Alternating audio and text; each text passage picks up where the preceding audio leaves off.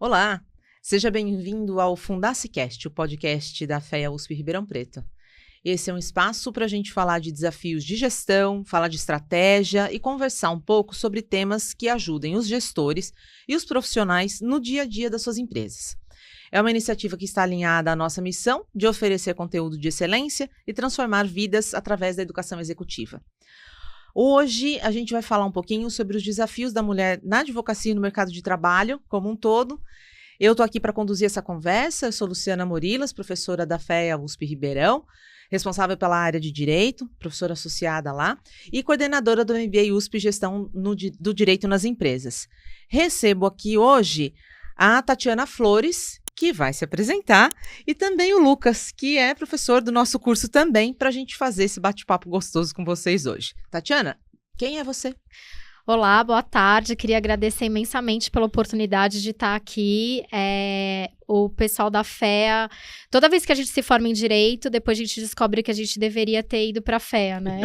Então, exatamente. Eu me sinto muito honrada de estar aqui. Como você me apresentou, eu sou Tatiana Flores, eu sou advogada, formada em Direito, sou mestre em Direito Comercial também pela USP São Paulo. E sou uma defensora e uma ativista da atuação das mulheres no mercado de reestruturação e insolvência, que é um mercado bastante masculino até hoje. E o Lucas? Meu nome é Lucas Bento, sou sócio do escritório de advocacia também. Trabalho mais na área de societária e M&A, mas trabalho muito em parceria com a Tati, que é uma irmã de muitos anos de trabalho. Sou professor aqui do curso de MBA em Gestão de Direito, sou formado pela USP, mestre pela USP, mestre pela Universidade de Chicago e doutor pela Universidade de Hamburgo. E, além de tudo, apaixonado pelos profissionais que eu tenho dentro do escritório. E depois disso tudo, voltou para a FEA, como você estava falando. Exato. Esse é o nosso caminho. Eu aceitei o desafio de quem está sentindo a falta de formação. Em 2022, deu na cabeça de prestar o vestibular e hoje estou no 3º ano de Finanças e Negócios pela FEA Ribeirão Preto.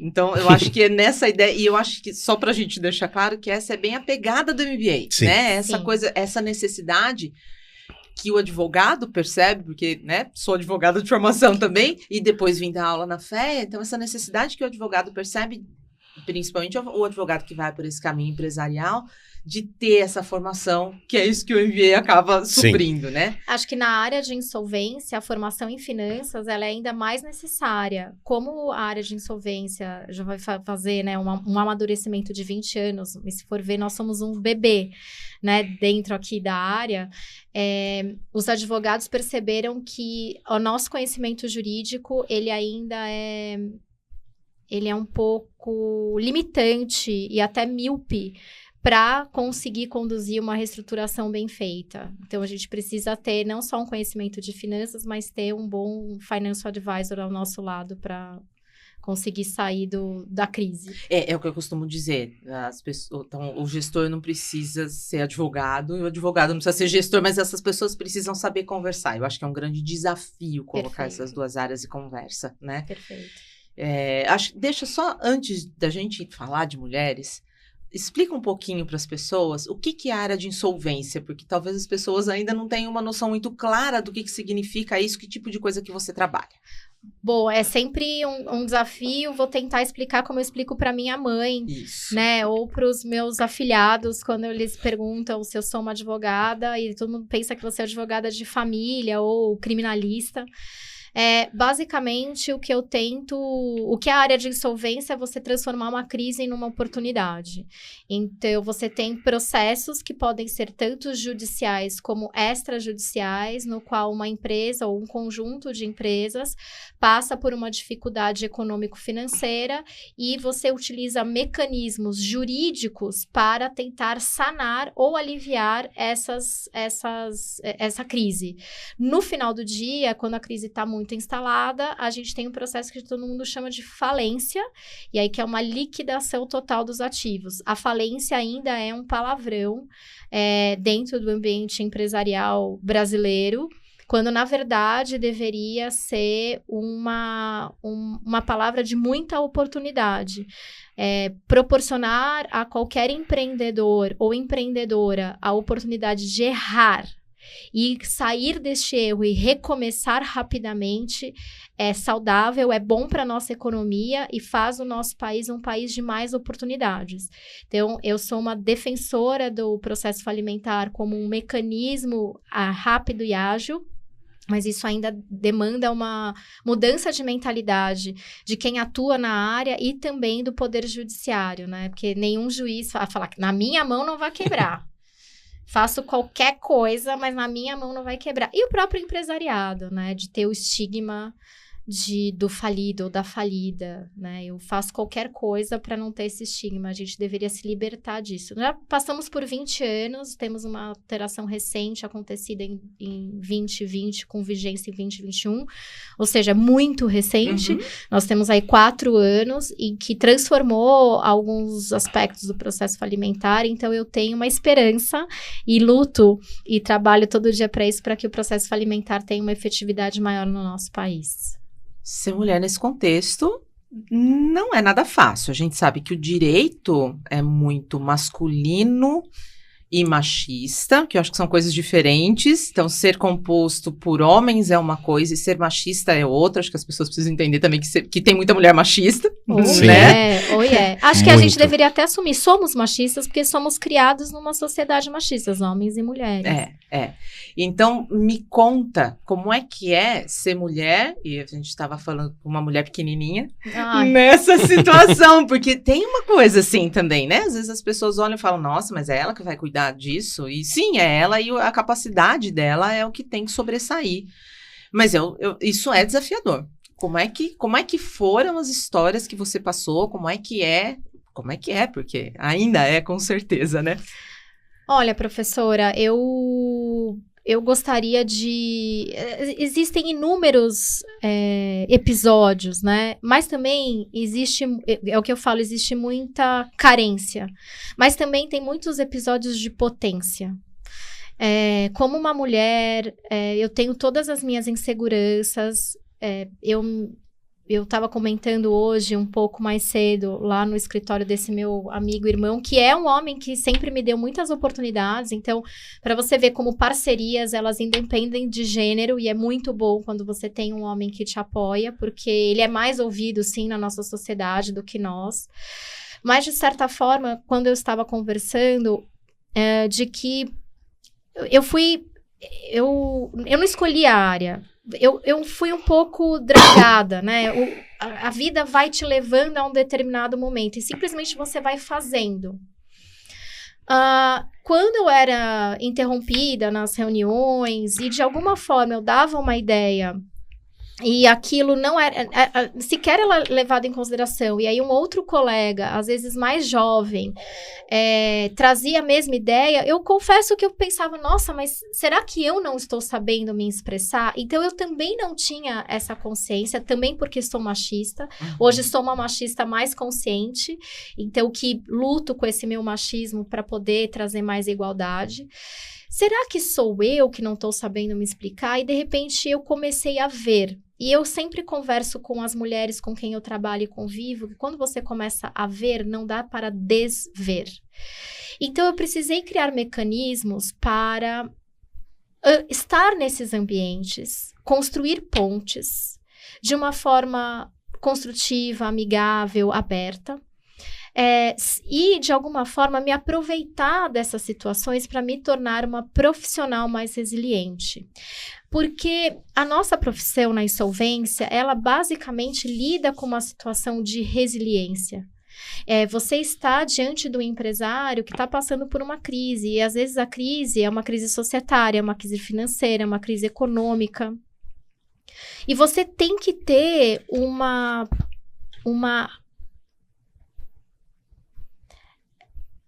calma e, mais do que isso, uma escuta efetivamente ativa para conseguir compreender como resolver uma situação complexa na qual muitas coisas vêm à tona da própria humanidade.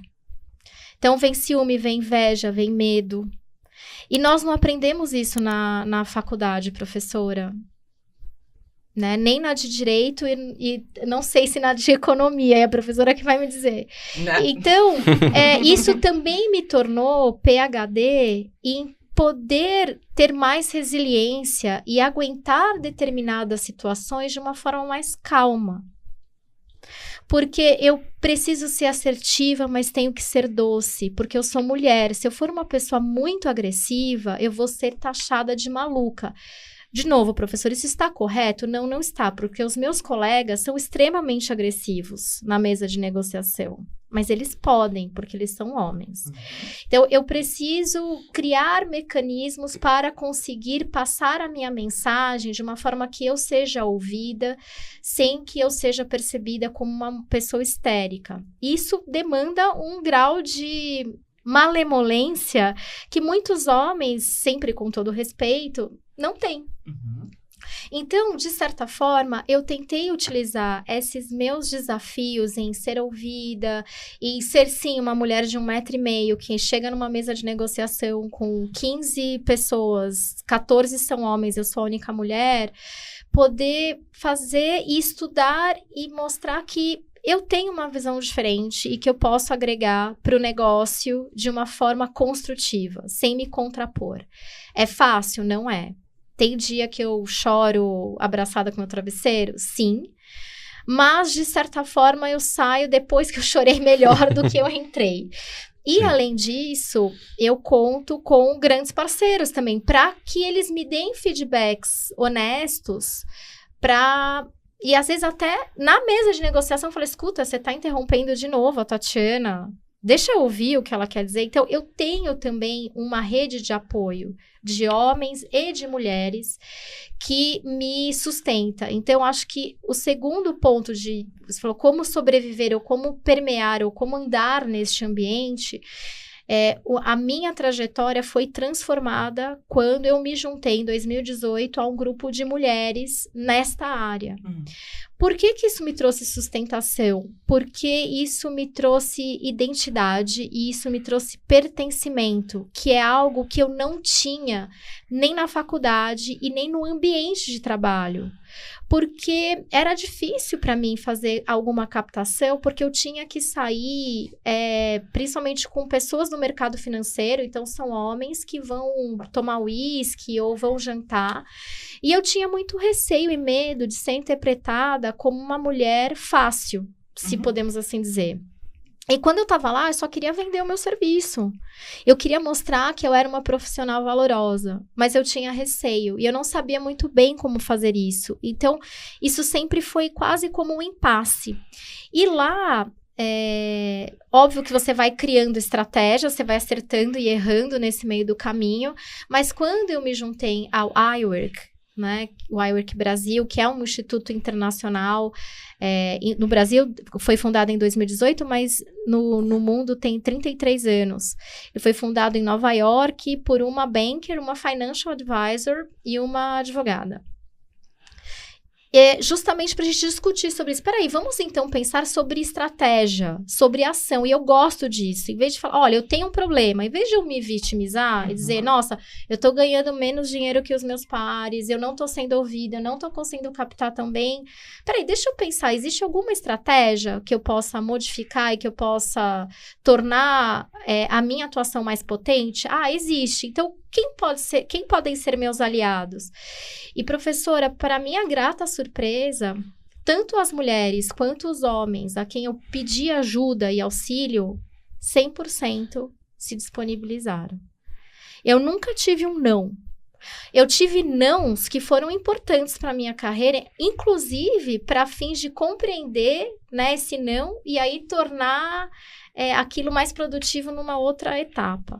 Mas o fato é, quando eu me juntei a esse grupo de mulheres, eu pude aprender com pessoas mais experientes e aí mulheres que sentiam as minhas dores e que passaram até por problemas muito maiores do que eu já passei. Estratégias de atuação potente. Então, a minha missão para além de poder transformar as crises em oportunidades, é poder fazer com que mulheres que estão vindo, né, possam percorrer o mesmo caminho que eu percorri de forma mais rápida, mais eficiente e sem passar pelas mesmas dores. Pode parecer uma utopia, Mas eu acho que é o que essas mulheres que também traçaram esse caminho antes de mim fizeram.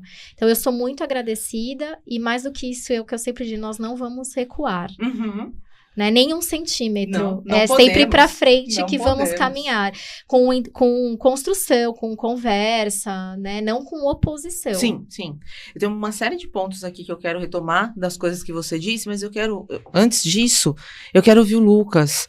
Você disse que você é fã das mulheres do seu escritório, e eu queria ouvir você enquanto uma pessoa que trabalha com mulheres. Quem são essas mulheres? Como é trabalhar com essas mulheres? Como é que é ter esse papel de uma pessoa que entende essas coisas que a Tatiana acabou de relatar e que tem a intenção, pelo menos, de apoiar. Porque às vezes a gente tem a intenção e não consegue muito, mas como é que é isso? Como é que é esse papel? Como é que você percebeu que você precisava ser isso? Me conta um pouco o seu lado da história. Ô Lu, começa, acho que pra mim, pelo menos, a entender um pouco da realidade, porque eu sou filho de uma mulher muito forte. Minha mãe, pra mim, foi um exemplo muito forte de mulher, de pessoa. Minha mãe era comerciante. E minha mãe também não é dotada da maior altura do mundo. Ela tem 1,56 m. E por conta disso, eu passei, ainda criança, mas uma criança menino, ouvindo minha mãe, vamos comigo em tal lugar que eu não quero ir sozinha porque eu sou mulher. Então, minha mãe, para negociar, a gente teve uma granitaria, ela ia comprar granito no distribuidor. Vamos comigo? Era melhor ter um menino de 13 anos, 12 anos ao lado dela, do que uma mulher sozinha.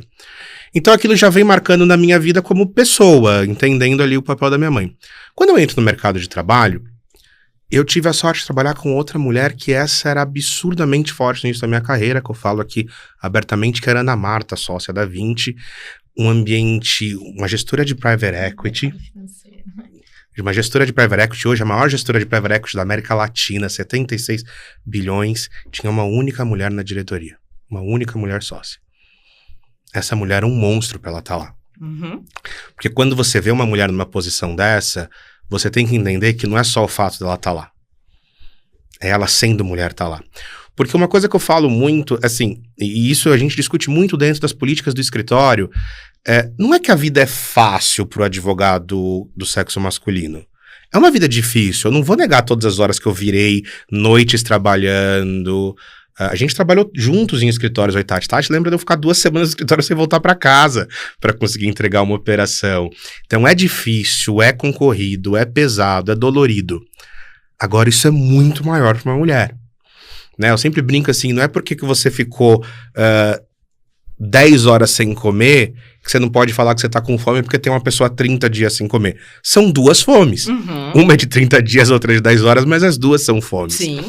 Então, pra mim, eu acho que tinha muito disso, assim, eu entender, quando eu olhei pra aquela mulher e vi aquela mulher lá e vi aquele ambiente, eu falei, nossa, uou, essa mulher pra ela tá aqui, e começar a reconhecer esse tipo de pessoa, o quanto essa profissional vai se preocupando, eu fui entendendo 2 tipos de mulheres na advocacia. As que ignoravam a existência do machismo e as que sofriam com o machismo. Isso num período ainda, vamos dizer, que não era tão fácil se falar com as coisas, vocês tinham que ignorar. Tem uma fala famosa de uma grande sócia de advogado que foi questionada sobre como foi o machismo na sua vida. Ela falou, se alguém foi machista comigo, eu não lembro, eu tava trabalhando. Ela ignorou, porque senão ela não conseguiria ser a mulher que ela é. Uhum. Uhum. E teve as que sofreram e saíram da advocacia, foram para outra profissão, foram se recuar como pessoas. Acho que pra mim a coisa mudou quando eu descobri, e aqui acho que a Tati tem um papel muito importante na minha vida, a gente trabalhou desde 2017 juntos. Graças a Deus. Graças a Deus, e foi de nenhum nem outro, de lidar.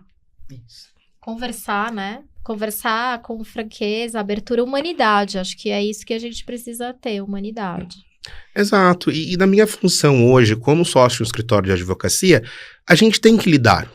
Tem que lidar com me preocupar na hora de eu fazer contratação, de eu ter um time misto de homens e mulheres e não porque naturalmente você vai, não gostei mais dele, nossa, ele jogava futebol comigo, exato, não sei aonde, ele é amigo, e você vai juntando.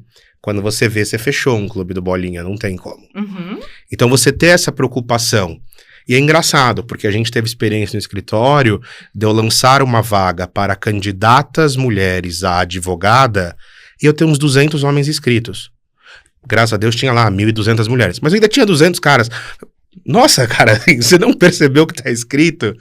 Mas a gente tem essa preocupação. Então, tem a preocupação desde o momento de contratação, ter preocupação no momento de liderança, ter preocupação em entender os problemas que eventualmente pode estar acontecendo. E a gente tem que enfrentar isso no dia a dia. Quando eu tenho uma advogada que eu vou mandar, ela precisa ir para algum lugar fazer alguma coisa, eu chegar nela e perguntar, você está confortável? Uhum. Porque eu sei que a experiência dela é diferente da minha. Eu tenho a maior tranquilidade de entrar no carro e falar com o cliente em qualquer lugar. E às vezes eu preciso perguntar se ela está confortável, porque pode ser diferente. E posso só fazer um adendo? Eu gosto desse tipo de gestão, porque às vezes uma gestão, eu já ouvi muitos de homens, não, mas eu estava preservando a profissional. Não, você estava tirando uma oportunidade, porque você sequer perguntou para a profissional se ela toparia correr eventualmente esse risco. Ou que ele entendeu que era um risco. Exato. Porque tem isso também, porque Perfeito, as avaliações são diferentes, Perfeito. né? Ele entendeu que era um risco, não necessariamente a mulher entendeu que era um risco, né? E você não precisa tirar o protagonismo do outro, né? Você pode, no momento que ela fala, não tô confortável, eu falei, tá, se eu for com você e ficar sentado quieto do seu lado, te dá conforto? Porque você sabe que tem alguém com você lá, mas você tem liberdade que, em alguma medida, pode te proteger, te ajudar a evitar um transtorno, mas é o teu papel. Porque às vezes é muito fácil eu falar assim, ah, não, é difícil, é uma reunião só de homens, deixa que eu toco. Adoro, e é isso. Adoro. Você entendeu? Ai, doutrinei bem, né? Mas é por isso que a gente estava falando antes, mas será que o Lucas entra? Não, claro que o Lucas entra, né? Porque não pode ser um papo só de mulheres. Ele não é. Né? É um papo de seres humanos. É um papo da sociedade, É isso. né? E é isso que você, Tati, desculpa interromper, mas que você trouxe para dentro do iWork também, quando você formou a diretoria e quis formar os parceiros. Acho que a Tati, e aí, desculpa falar, mas a Tati pode falar melhor disso, ela fez questão de ter homens na gestão. Sim. Do grupo de mulheres, para se ter um debate diferente. É porque a nossa função, a nossa missão, ela não é expurgar os homens. Não deve ser. Não é. Porque não é isso. A sociedade... Até porque eu não quero. Eu quero ter uma visão diferente. Isso. Porque senão eu não serei a minha melhor versão. Eu E não vou ser uma liderança. A questão da diversidade, né? Porque é na diversidade de opiniões e de backgrounds, de conhecimento, que a gente consegue crescer mais. Então, se você coloca só mulheres, você vai ter só o ponto de vista das mulheres. Em alguns momentos, é claro que a gente precisa, né? Tem situações que a gente precisa, dada toda a falta de representatividade histórica das mulheres, mas essa coisa desse equilíbrio de trazer o homem também, porque senão a gente vai perder aquilo que a gente busca, que é a diversidade, né? Você falou de ignorar, né, como estratégia. Eu, durante anos, ignorei o machismo. Durante anos, eu fui essa pessoa que eu falei, não, comigo nunca aconteceu, né? E isso é impressionante, né? É impressionante eu olhar para trás e entender, e eu sei exatamente o ponto em que eu descobri que eu devia estar fazendo alguma coisa diferente. Eu fui para uma conferência na Universidade de Tulane, em Nova Orleans, e me convidaram, eu fui com uma bolsa, e me convidaram para um almoço, e eu falei, bom, eu tenho que ir para esse almoço, porque, né, tô ganhando a bolsa aqui, eu vou ter que dar de volta alguma coisa, e aí eles me perguntaram, o que você fez para você estar aqui? Aí eu, estudei, ué, o que eu fiz? Sou boa. Sou boa, eu sou boa, é isso, né? E assim, aí, isso bateu, e a partir disso, eu já tava na USP, isso foi 2010, a partir disso, eu falei, pera, se estão me perguntando isso, é porque não é só isso. Tem alguma coisa a mais. E aí você começa a desenvolver essa consciência. E eu acho que as mulheres da minha geração aprenderam a ignorar essa coisa. Ou a sofrer e a se retirar, né? Eu vou me retirar porque não vou enfrentar isso. Ou eu vou ignorar, né? Mas essa coisa de lidar como a geração mais nova lida, a gente não fez. É muito difícil pra gente aprender a fazer isso. Eu acho que é um grande aprendizado, né, que eu venho fazendo. E hoje as meninas olham pra mim e falam, você é a referência. Tá, mas não, né, acho que é difícil a gente ter essa ideia de ser referência, porque você tem noção de que, várias coisas que você disse aqui, eu admiro que você, tão jovem, já tenha essa consciência, que é uma coisa que as mulheres da minha geração não têm e não tiveram. Talvez a oportunidade, a gente não falava sobre isso. É uma questão de sobrevivência, porque, e eu também aprendo com a sua história. E aí depois, óbvio, eu quero ouvi-la de forma bem mais profunda, como ignorar isso, né? Como poder passar por isso sem que isso te abalasse? Porque eu tive que aprender a lidar, porque isso me abalava profundamente. O não pertencimento, para mim, era um negócio que me deixava profundamente desconectada com a minha essência. E aí era uma coisa acachapante de achar, será que eu não pertenço a lugar nenhum? E é muito ruim sentir isso. E os homens que estão ali não percebem, porque eles estão pertencentes. Tem uma teoria muito interessante, sociológica, a teoria do terceiro lugar, que é aquilo que você falou. A gente joga futebol junto. Eu vou escolher o cara porque ele joga futebol junto. E nós não vamos jogar futebol. Ou a gente não vai pro boteco. A gente não vai porque a gente tá cuidando dos filhos, cuidando dos pais, cuidando da casa. Mas e mesmo a mulher que não esteja fazendo isso, ela não vai porque ela não joga futebol, porque ela não bebe, porque é um ambiente esquisito. E ela vai ser julgada por todo mundo por estar ali naquele espaço, né? E essas relações, principalmente as de poder, elas são forjadas nesse terceiro espaço, né? É uma relação, então, o primeiro espaço doméstico, o segundo espaço do trabalho, o terceiro espaço é esse lugar de lazer social, onde se forjam essas relações de poder e onde a mulher não está. E aí é que a gente precisa que os homens tenham consciência disso, né? Para que a gente esteja em lugares mais diversos. Né? Porque a solução ela é muito fácil, né, Lu? Assim, selecionar pessoas para trabalhar com você é muito difícil, selecionar um time. É um trabalho muito difícil. Eu, como sócio-escritório, Tati, como sócio-escritório, sabe disso. Você selecionar pessoas, você abre uma vaga. Hoje ainda saiu a notícia que a gente está no melhor índice de desemprego da série histórica, desde 2012. Mas ainda é um país com índice de desemprego relevante, falando de 7% de população de 200 milhões de habitantes. Então é muita gente. Você abre uma vaga, especialmente no direito, que tem uma quantidade enorme de faculdades no Brasil, a gente tem milhares de candidatos para cada vaga. Não é 20, não é 30, são milhares. Então, assim, imagina, e a gente tem, ainda usei uma frase hoje de um outro colega com a Tati, a gente tem casos complexos e clientes exigentes. É difícil, a gente não tem tanto espaço no dia. Então, como que você para e seleciona entre 1.200 pessoas, uma pessoa para uma vaga? A solução é sempre essa, não, eu já conheço tal pessoa porque eu conheço ela de tal lugar, tal pessoa me recomendou de tal lugar. O problema é que esses eu já conheço e se tal pessoa me recomendou, são enviesados. Isso, porque é o lugar onde você frequenta, que é o futebol, que é o tal do terceiro espaço. Você não vai encontrar gente no salão de cabeleireiro. Isso porque a gente está fazendo um recorte de gênero, né? Se a gente fizer um recorte de gênero e racial ao mesmo tempo... E social, por classe. E social. Exato, a gente vê o quanto a gente precisa conhecer os nossos próprios machismos, os nossos próprios vieses e ter consciência deles para não repetir, porque senão a gente não evolui como sociedade. Precisa... Que é uma das coisas que eu anotei aqui, que eu acho muito relevante, eu acho que talvez dessa nova geração, mas enfim, essa coisa que você falou de nomear as emoções.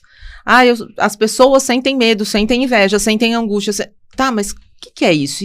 Essa coisa de nomear as emoções é tão importante, nomear e reconhecer, tanto para mulheres quanto para homens. As mulheres fazem isso um pouco melhorzinho, mas a gente reconhecer que tá com medo numa situação é muito frágil, e a gente não pode ser frágil. Então, eu não vou reconhecer. E aí, isso fica cada vez pior, porque é isso, né? Eu acho interessante que você falou que abriu uma vaga, era para mulheres e 200 homens se inscreveram. O homem se inscreve mesmo que ele não cumpra com os requisitos. E a mulher precisa cumprir com todos os requisitos da vaga, mais 2, para ela poder fazer a inscrição para ser selecionada. É difícil a gente continuar nessa sociedade, então acho que o nosso papel, enquanto mulheres, e o seu enquanto homem, né, de mudar essa situação é relevante para a gente conseguir ter Representatividade, que eu acho que é isso que você busca nesse grupo de mulheres que você está coordenando aqui no Brasil. E eu acho que a gente precisa fazer as perguntas corretas, né? A gente precisa questionar que tipo de liderança a gente quer ser e quer para o futuro dos nossos escritórios. É óbvio que existe uma tendência de uma reprodução porque você aprendeu com aquilo. E aí, tentando usar o seu exemplo, se eu disser que estou com medo, eu estou me colocando numa posição frágil. Quem foi que disse que a liderança não pode ser frágil? Vamos falar sobre isso, questionar. Num ambiente de trabalho como o nosso, que tem clientes exigentes e uma demanda muito complexa, é aceitável no ambiente de trabalho, como que a gente nasceu e cresceu, um homem gritar, dar um murro na mesa. Ao passo que uma mulher senta e chora, isso é inadmissível. Eu já vivi situações, quando eu era estagiária, de homens que eram meus líderes, tacar coisa na parede. E nunca isso foi, de alguma forma... Questionado. Só falar, nossa, ele tá nervoso, né? Se nós fizermos isso, professora, você tiver alguma atitude intempestiva dentro da sala de aula, certamente você será brutalmente julgada, a ponto de poder perder toda a sua reputação. Com o homem é mais leve. Então, vamos começar a questionar. Eu prefiro um profissional que sente uma angústia, ou sente um medo, ou mesmo uma frustração, chora, enxuga as lágrimas e vai, porque chorar é algo humano. O fato dos homens milenarmente terem sido criados para não chorar, isso é um problema da criação deles. Mas isso foi levado para a liderança. E agora que a gente está assumindo a liderança, a gente precisa começar a mudar os paradigmas. No meu LinkedIn, eu falei uma coisa que é a que eu acredito.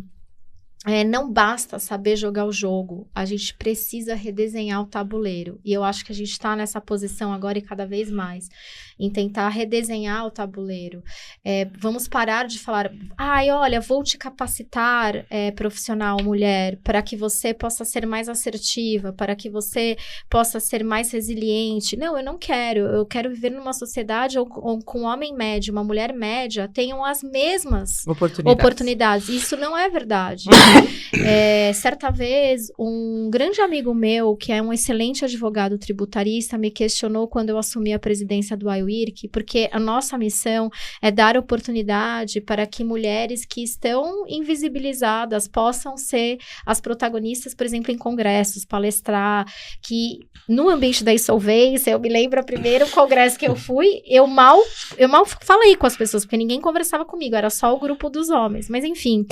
E ele me disse assim, Tatiana, você não tem medo? Porque às vezes eu convido mulheres que eu nunca vi falar. Uhum. Você não tem receio de que ela não vá bem ou que, enfim, dê errado? Aí eu falei, não, eu não tenho nenhum receio. Primeiro porque 100% das mulheres que eu convidei e aceitaram esse desafio vieram muito bem preparadas. Segundo, porque eu acredito que é do ser humano. Às vezes, a primeira vez que você faz um negócio, você pode não se sair tão bem. E eu ainda prefiro ouvir uma mulher média a um homem médio. Pronto. Nunca mais fui questionada por chamar mulheres que eu não conhecia para ter esse papel de protagonismo. E vou ser sincera, professora, 100% entregaram. Eu não tive nenhuma decepção e eu sou muito agradecida por elas e, na verdade, a minha felicidade maior é conseguir vê-las. Você consegue enxergar o brilho dessas profissionais. Que estava escondido porque ninguém tinha dado uma oportunidade para essa mulher e deu para o homem médio. Sim. Eu estou numa associação também, acho que vale a pena citar, a Associação Brasileira Elas no Processo, a BEP, que tem essa intenção de lutar para que mulheres ocupem espaços de poder no judiciário, né? Na advocacia e no judiciário. Então tem sempre lá, mulheres, vou fazer um evento em tal lugar, preciso colocar mulheres na mesa. Alguém palestra sobre isso? E muitas vezes essa mulher vai ser convidada e a única coisa que se sabe dela é que ela tá ali na BEP. Não tem um conhecimento pessoal. Obviamente a gente sabe, né? E assim, é isso que você tá dizendo. Nunca vi essa mulher falar antes, trouxe uma dessas mulheres para o nosso curso também, né? Sem ouvi-la, porque eu sei que ela vai estar muito bem preparada, que eu acho que é um pouco disso também, né? A gente saber que a mulher vai se preparar, porque a mulher tem essa resiliência. E isso pode parecer pequeno, mas tem um papel transformador na autoestima e na capacidade que uma mulher tem de se conectar com a sua essência. O ambiente em que nós trabalhamos, principalmente quando ele é muito masculino, como a gente tem que usar muitas máscaras, e isso é um fato, a gente tem que modular a nossa voz, o nosso comportamento, a gente às vezes tem que tomar um cuidado tremendo para não deixar de ser nós mesmas. E é uma linha tênue, é bem complexo, por isso que é importante ter outras mulheres para se inspirar e também para trocar ideias nos momentos de inflexão. Mas nessa parte, quando você trabalha nesse ambiente, nessa mimetização, até fala, a gente se mimetiza, né? Nesses lugares, nós precisamos dar esses espaços e aí ver como essas mulheres florescem. Às vezes eu fico muito grata e me dá mais prazer em vê-las brilhando do que eu mesma.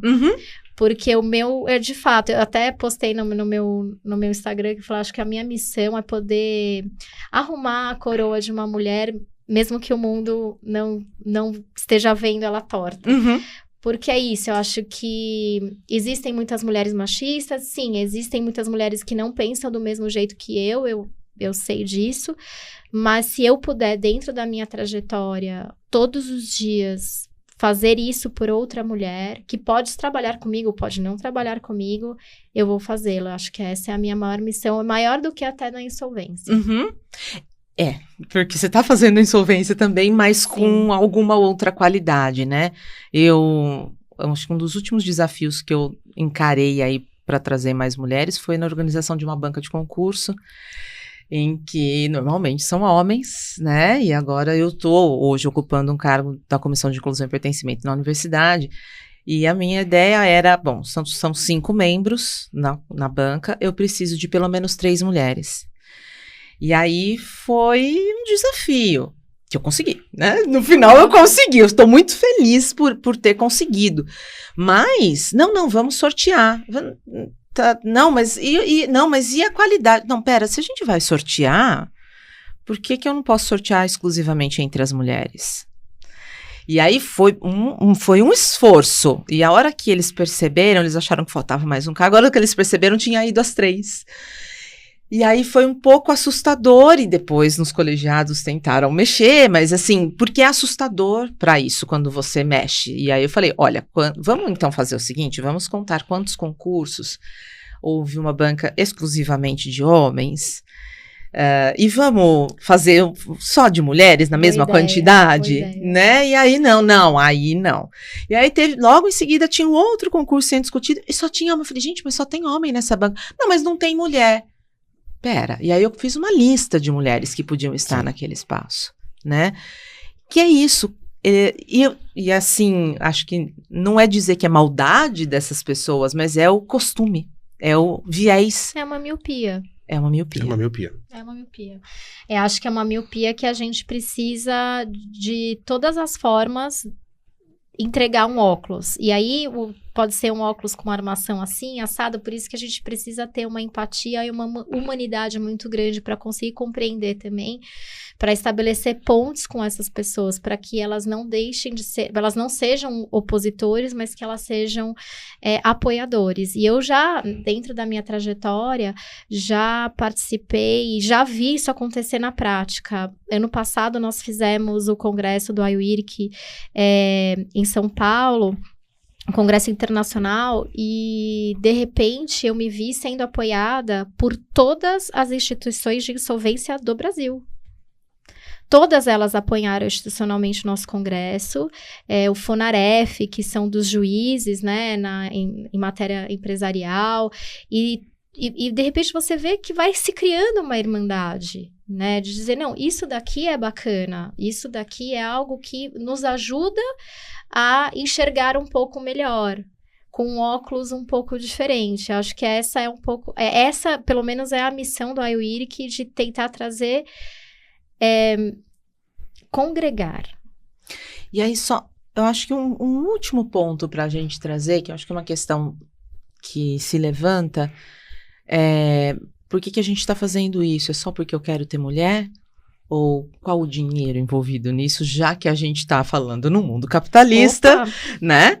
E que tem muito dinheiro envolvido na história, né? Então, eu já ouvi isso mais de uma vez. Não, se a mulher está fazendo o mesmo trabalho e ganhando menos, então é porque o empresário é burro e ele não está... então ele deveria contratar só mulheres. Esse raciocínio que a gente ouve com alguma frequência, principalmente nos ambientes de negócio. O que vocês me dizem disso? Bom, eu tenho, assim, tenho a resposta pronta, né? A mulher ganha menos porque em algum momento ela vai engravidar e vai se dedicar ao filho. Essa é a resposta mais óbvia e ela acontece no ambiente de trabalho. Em contra-argumento a essa resposta, não sou eu que estou dizendo isso, é a Prêmio Nobel de Economia, que fez um estudo para algo que nós, mulheres, já sabíamos. As mulheres, quando engravidam no primeiro filho, nos 2 anos subsequentes, vão ganhar menos. Isso é batata, é algo que nós vamos ter que repensar.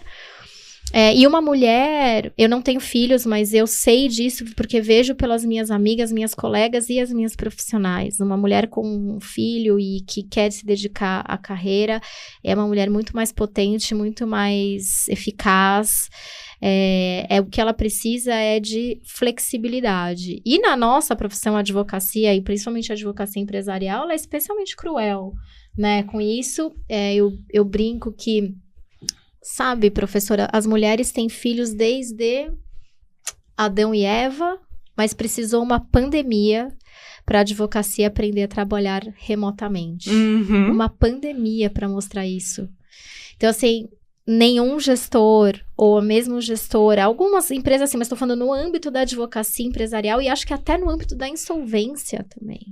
A gente precisou passar por uma pandemia para poder ter a flexibilidade de falar, não, as minhas profissionais vão trabalhar home office porque elas estão aumentando, ou porque elas estão voltando da licença maternidade, elas vão trabalhar todo o tempo da licença, 6 meses, e 6 meses é cruel também, mas 6 meses, que é o que a nossa lei dá, vai ser tudo home office, né, quando ela voltar. Por que não? Uhum. Tati, mas tem uma miopia também, eu acho que do gestor, eu não sei se... eu tenho uma visão muito diversa, porque eu sempre trabalhei com mulheres muito boas do meu lado, mas eu, enquanto posição de gestor, eu tive à frente de uma companhia aberta no jurídico, eu tinha um certo desespero de perder as mulheres do meu time. Então, isso é engraçado, teve 2 funcionárias que trabalhavam da minha equipe que engravidaram. Eu fiz questão de promover as 2 no meio da licença. Porque eu tinha um real medo, até porque eram pessoas com carreira, pessoas que já tinham uma certa estabilidade, também tinham excelentes maridos que poderiam... Eu tinha medo dela tomar a opção de não querer ser profissional depois. Não, se ela achar que esse ambiente não é adequado, ela tem um filho dentro de casa, ela tem condição financeira, eu vou perder um baita talento. E eu não posso perder, porque o prejuízo é muito grande. Para mim, se eu for pensar do ponto de vista capitalista, o porquê que eu penso em eu tenho que ter um time mais misto, porquê que eu tenho que fazer vaga de mulher, é porque senão eu vou perder talento. É porque hoje eu não acho, e assim, não é para puxar saco, mas eu não vou sair na rua, conversei isso hoje com a Tati no carro vindo para cá, literalmente. Eu não vou achar outra profissional de insolvência que eu vou ter a mesma qualidade técnica, a mesma ética de trabalho, o mesmo comprometimento no trabalho do que eu acho na Tatiana. É por isso que eu trabalho com a Tatiana. E se eu fizer um clube do Bolinha e se a Tatiana decidir sair da profissão, quem se lascou fui eu. Fui eu que me lasquei. Mas é isso que a gente porque precisa. Porque eu perdi esse talento. Enxergar esse talento, né? E valorizar. Eu acho que é isso que está faltando no mercado como um todo aí, né? Eu acho que é isso que está faltando nesse mercado como um todo. Bom, gente, acho que a gente deu aí o nosso horário, não? Sim. Acho que a gente não é? Acho que a gente já a gente falou um monte, a gente ficou falando um monte aqui, né? Eu acho que a gente já pode, não sei, vamos dizer últimas palavras? Eu queria primeiro agradecer mais uma vez pela oportunidade de estar aqui, professora, e agradecer também pela sua liderança, por você ser aberta e trazer a sua história, e obrigada por você usar o seu cargo e o seu conhecimento para algo tão importante que vai além do ensino, né? No nosso país, a única coisa que transforma a nossa sociedade é a educação, então a sua profissão certamente é muito mais necessária do que a minha, mas além disso, você trazer isso à frente para trazer diversidade. Então, é um agradecimento a todas as professoras, na sua pessoa, por tudo que vocês fazem para o nosso país, né? É muito importante, ainda mais numa universidade pública, né? Que às vezes a gente toma, né? Muito, então é importante que vocês sejam reconhecidas e publicamente agradecer. Obrigada, Tati. Lucas, algumas palavras finais? Acho que só agradecer a Lu desde a oportunidade de participar do MBA junto com ela, poder encontrar os alunos, agradecer a oportunidade que você deu também de convidar a minha irmã aqui para vir. Obrigada, irmã. Minha irmã do peito mesmo, para vir aqui poder compartilhar e lembrar todo mundo que o MBA tá aí, quem quiser participar, inclusive... Vai ter palestra da Tati dentro do MBA. E, professora, tem muitos advogados? Porque tem muitos advogados querendo fazer MBA em finanças. Tem. A gente vai conseguir participar sem saber fazer muita conta? Sim. Essa é a proposta do MBA, sabe? É a proposta de mesmo trazer aspectos de gestão justamente para os advogados, né? Que é uma capacitação bem possível de se fazer. É mais difícil um gestor que vai aprender os aspectos do direito. Eu acho que a gente tem feito isso bem. A turma 1 está bem satisfeita, parece, né? A gente já está abrindo a turma 2 e acho que quero deixar bem registrada a nossa preocupação em tentar, pelo menos, deixar o corpo docente 50-50, 50% homens, 50% mulheres. Estou tentando trazer recorte racial também, não é tão fácil assim, né? Mas a gente está tentando fazer isso, porque a gente entende que um MBA que traga essas características, ele traz uma qualidade superior de pontos de vista, né? Parece que tem dado certo. E é isso. Eu quero agradecer vocês por terem aceitado o convite, pelo papo. Acho que foi um papo muito bom e que mostra, e alegre também, acho que mostra um pouco essa ideia que a gente tem no MBA de fazer as coisas coisas sérias de uma maneira leve, né? Sim. Que a gente não precisa ser 100% do tempo chamando as pessoas de excelência para poder tá numa coisa de fato respeitosa, né? A gente tem respeito na alegria também, né? Então, só finalizando, queria dizer que se você gostou do episódio, você compartilha aí com a sua rede, segue o Fundacicast para mais conteúdo sobre gestão, conheça mais sobre o MBA USP Gestão do Direito nas Empresas no nosso site e a gente se vê daqui a pouco no próximo episódio. Tchau!